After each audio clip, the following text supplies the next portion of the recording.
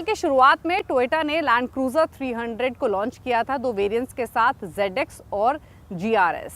GRS एक ज़्यादा of road capable variant है जिसमें सस्पेंशन हो या शॉक एब्जॉर्बर्स हो, सभी को रीट्यून किया गया है इसकी ऑफ रोड कैपेबिलिटीज़ को और एनहांस करने के लिए। तो कैसा है इस वेरिएंट का परफॉर्मेंस, ये जानने के लिए चलिए हमारे साथ इसकी टेस्ट ड्राइव पर।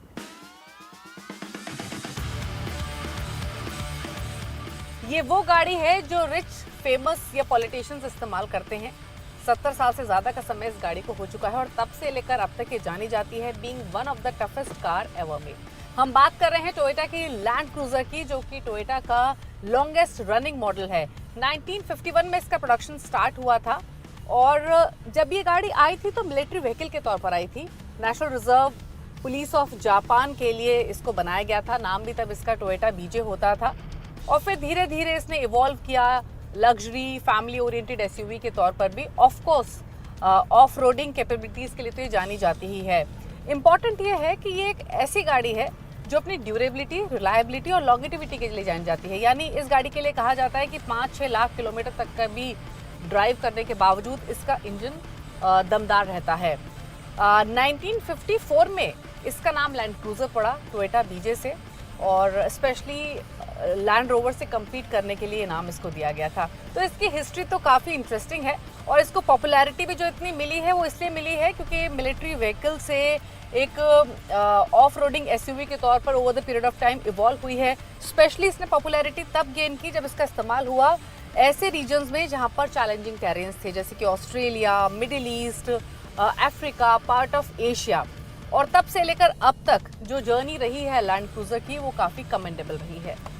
तो ओवर पीरियड ऑफ 70-74 ईयर्स धीरे धीरे इवॉल्व किया है लैंड क्रूजर ने और अब ये और अप मार्केट हो गई है क्योंकि इस साल की शुरुआत में इंडियन मार्केट्स में टोयोटा ने लैंड क्रूजर के LC 300 को लॉन्च किया। दो वेरिएंट्स के साथ, एक ZX स्टैंडर्ड वेरिएंट है और एक है GR यानी गैजो रेसिंग वेरिएंट। GR यानी और ज़्यादा पावरफुल और ज़्यादा ऑफ रोडिंग कैपेबिलिटीज से लेस। और जो वेरिएंट आज हम चला रहे हैं ये GR वेरिएंट ही है जिसकी कीमत है 2.41 crore ex showroom. Over a period of time इसने इवॉल्व किया है जैसे हमने बताया अभी, और उसके साथ साथ इसके सिलेंडर्स भी कम हुए हैं। जो लेटेस्ट लैंड क्रूजर अब आती है कि हम LC 300 की ही बात करें तो इसमें आपको 6 सिलेंडर इंजन मिलता है। 3.3 लीटर का ट्विन टर्बो डीजल इंजन है ये। V6 है जो 309 HP की पावर और 700 Nm का टॉर्क लैंड करता है। इसे पेयर किया गया है 10 स्पीड ऑटोमेटिक गियर बॉक्स के साथ। काफ़ी सारे ऑफ रोडिंग फंक्शंस आपको इसमें मिलते हैं, उनके बारे में भी आगे बातचीत करेंगे। लेकिन उससे पहले इसकी ड्राइवेबिलिटी या इसकी परफॉर्मेंस की बात करें तो क्योंकि ये डीजल इंजन है तो एज सून एज आप इसको पुश करते हैं, एक्सीलरेट करते हैं तो वो हैवी डीजल इंजन की साउंड आपको क्लियरली महसूस होगी। लेकिन एज सून एज ये स्पीड पकड़ती है, स्टेबिलिटी लैंड करती है, तब उतनी नॉइज आपको केबिन में सुनाई नहीं देगी। लेकिन ये डीजल गाड़ी है, you can clearly make it out as soon as आप इसके एक्सीलरेटर पर पैर रखते हैं। इसकी राइड क्वालिटी प्लस है, हालांकि लेदर फ्रेम होने की वजह से थोड़ी सी बाउंसीनेस आपको इसमें फील होगी। हैवी गाड़ी है और बड़ी गाड़ी है वो आप महसूस करेंगे इसे ड्राइव करते वक्त भी, और ये किसी भी तरीके के टेरेन को, रोड को टैकल करने के लिए सक्षम है। वो फील भी आपको क्लियरली मिलेगी as soon as you get into the driver seat. अब ये क्योंकि GR वेरिएंट है जो कि मोर ऑफ रोडिंग वेरिएंट के तौर पे कंपनी ने प्लेस किया है, इसीलिए इसके सस्पेंशन को भी रीट्यून किया गया है। आपको इसमें अडेप्टिव वेरिएबल सस्पेंशन मिलता है, शॉक एब्जॉर्बर्स को इम्प्रूव किया गया है, डिफरेंशियल लॉक्स आपको मिलते हैं इसमें फ्रंट और रेयर में, limited slip differential at the rear मिलता है, क्रॉल फंक्शन मौजूद है, डाउन होल असिस्ट है। तो काफ़ी सारे ऐसे ऑफ रोड फीचर इसमें दिए गए हैं जो कि इसके ऑफ रोडिंग कैपेबिलिटीज़ को, इसकी परफॉर्मेंस को और इन्हांस करते हैं।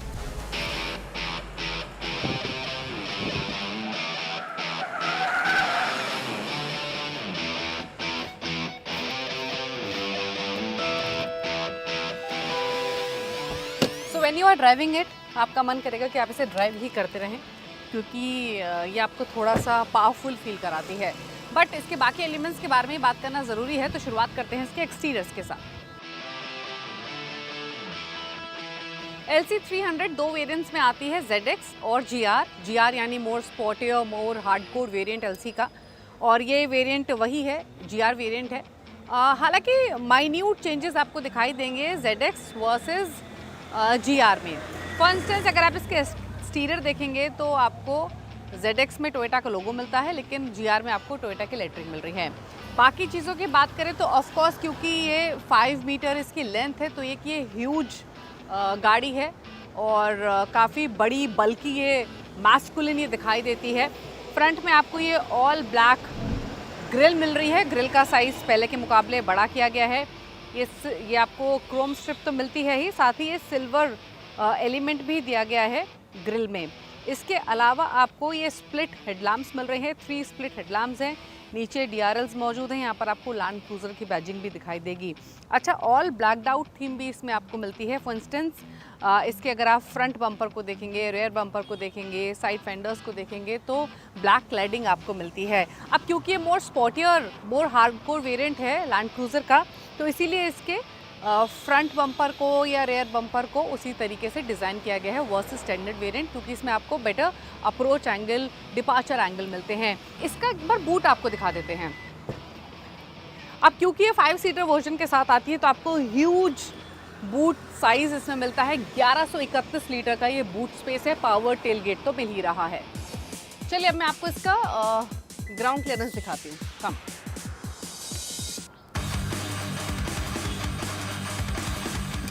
तो ये गाड़ी देखने में तो ऊंची दिखाई देती है, लेकिन इसका ग्राउंड क्लियरेंस चेक करते हैं। तो 230 मिलीमीटर का ग्राउंड क्लियरेंस आपको इसमें मिल रहा है, विच इज ह्यूज। तो चलिए अब चलते हैं गाड़ी के अंदर, और गाड़ी के अंदर जाने के लिए ऊंची गाड़ी है तो आपको साइड स्टेप का तो इस्तेमाल करना ही होगा। यहाँ ग्रैब हैंडल्स मौजूद है जिनकी हेल्प के साथ आप गाड़ी के अंदर एंटर करते हैं।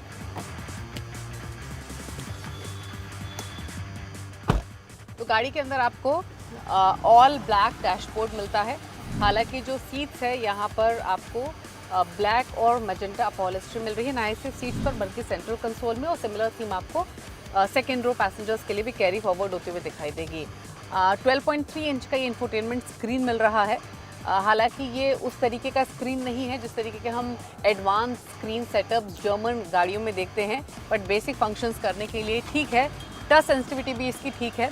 यहाँ आपको नीचे 3 बटन्स मिल रहे हैं स्क्रीन को ऑफ करने के लिए, वॉल्यूम अप डाउन करने के लिए। ये एक अगेन एक टच पैनल मिलता है जो कि क्लाइमेट कंट्रोल के लिए है।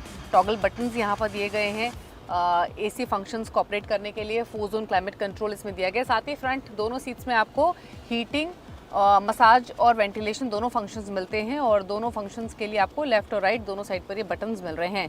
सेंट्रल कंसोल में जो आपको ये बटन्स दिखाई दे रहे हैं ये बेसिकली ऑफ रोड फंक्शंस हैं। यहाँ आपको ड्राइव मोड मिलते हैं, मोड सेलेक्टर मिलता है जिसमें आपको custom, sport plus, sport, normal, comfort, eco ये मोड मिल रहा है। ये आपको मल्टी टेरेन मोड मिल रहे हैं जिसमें deep snow, mud, sand, dirt, auto ये मोड दिए गए हैं। ये down hill assist crawl function है। डिफरेंशियल लॉक का बटन भी दिया गया है, और इसी के बगल में एक बटन और मौजूद है जो कि टर्न असिस्ट है। बेसिकली अगर आप टाइट स्पॉट में हैं, आपको राइट टर्न लेना है, क्योंकि ये बड़ी गाड़ी है तो वो स्पेस ज़्यादा चाहिए राइट टर्न लेने के लिए, ऐसी स्थिति में आप इसे एक्टिवेट कर सकते हैं, और तब इसके जो राइट व्हील्स हैं दोनों वो लॉक हो जाते हैं, उनमें ब्रेकिंग जाती है और आप कम स्पेस में राइट ले सकते हैं। साथ ही यहाँ पर आपको ये वायरलेस चार्जिंग पैड मिल रहा है, 360 डिग्री कैमरा मिल रहा है जिसकी क्लैरिटी और यूजेबिलिटी अच्छी है। यहाँ आपको HDMI port, C type charging port मिल रहा है, कप होल्डर्स हैं। साथ ही जो ये ग्लव बॉक्स है, ये कूल ग्लव बॉक्स है। इसको आप ड्राइवर साइड से, पैसेंजर साइड से या फिर पीछे की तरफ से भी ओपन कर सकते हैं। अंदर स्टोरेज स्पेस ठीक ठाक दी गई है। अच्छा, क्योंकि ये GR वेरिएंट है तो आपको जो इसके GR के इंसिग्निया हैं वो काफ़ी जगह दिखेंगे। फॉर इंस्टेंस आपको स्टीयरिंग पर मिलते हैं, फ्रंट दोनों सीट्स के हेडरेस्ट पर दिए गए हैं। साथ ही यहाँ स्टार्ट स्टॉप बटन में भी GR की बैजिंग मौजूद है। इसके अलावा स्टीयरिंग में आपको rake and reach, tilt and telescopic सभी एडजस्टमेंट मिलती हैं, यानी आप अपनी सीटिंग पोजीशन के हिसाब से इस स्टीयरिंग की एडजस्टमेंट कर सकते हैं। आपको ड्राइवर सीट के लिए यहाँ मेमोरी फंक्शंस भी मिलते हैं। इसके अलावा यहाँ पर एक चीज़ हमने पहले नहीं बताई, आपको यहाँ पर H4, L4 का टॉगल बटन भी मिलता है। साथ ही आपको इसमें सनरूफ भी मिल रही है। लेकिन अब चलते हैं सेकेंड रो में।